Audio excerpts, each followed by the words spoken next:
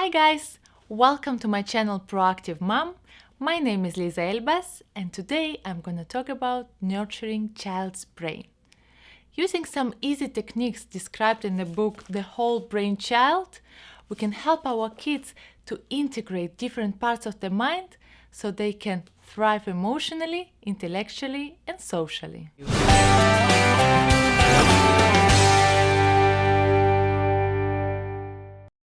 I guess most of you know the brain has two hemispheres, left and right. Left is responsible for logic and language, and the right is all about nonverbal signals, images, and feelings. So we want our child to be horizontally integrated, so the left side logic will work well with right side emotion, as well as vertically integrated.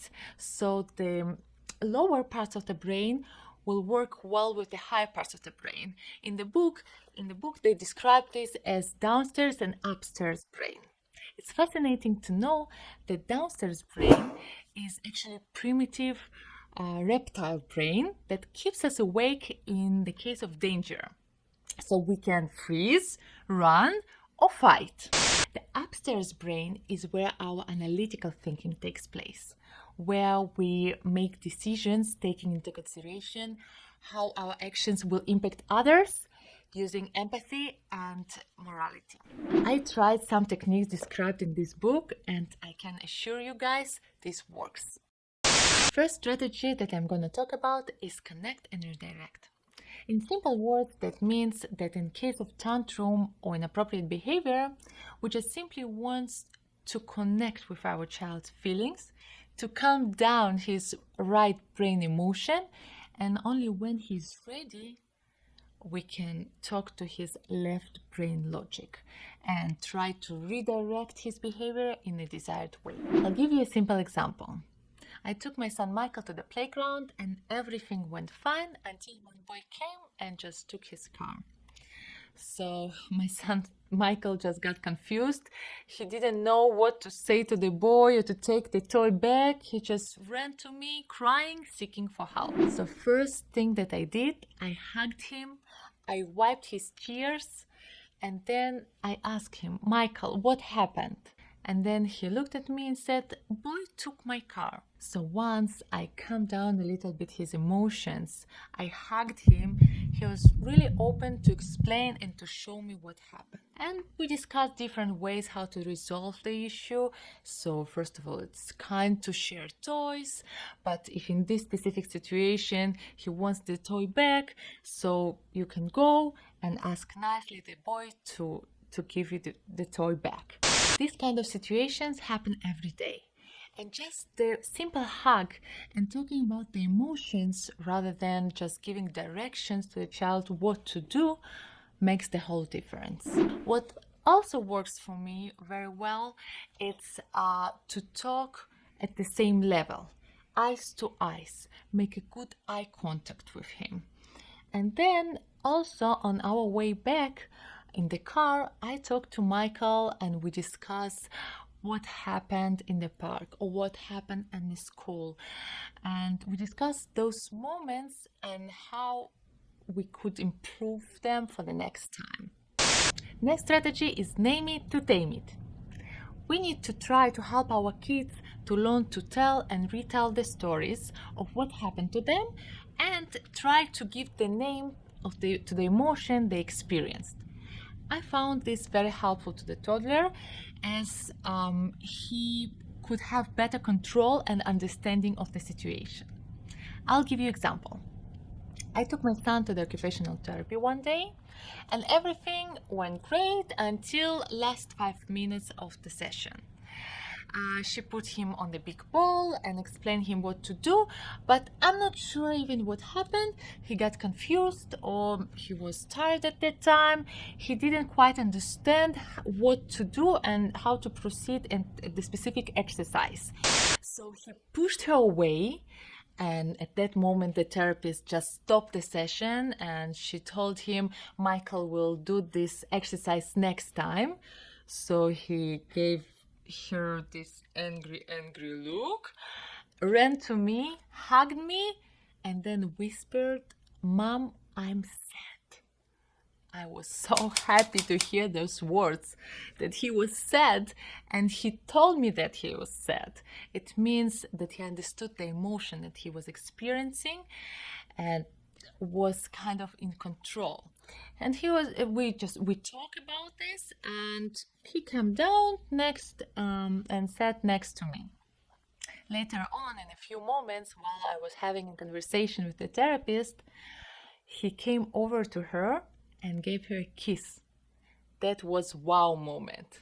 That showed about his emotional intelligence and ability to think about others. This book mentions plasticity of the brain, especially in childhood. So what molds the brain? Experience. In the book, authors explain in details how the process works, and that with every experience, that good or bad, brain cells become active and make new connections. So our role as a parents to enrich our kids' lives with proper experiences and guide them through those experiences to help them to become more self-aware and resilient.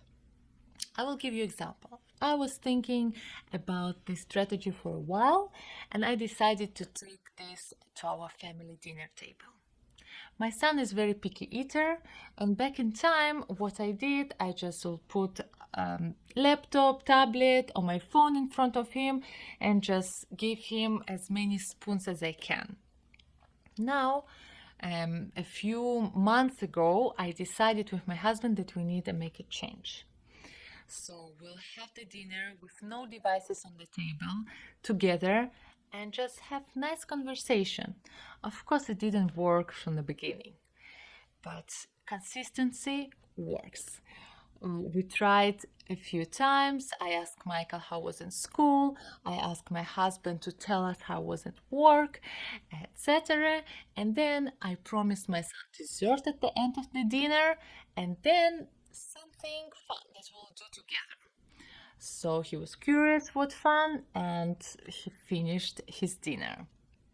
At that evening, we played bingo right after dinner.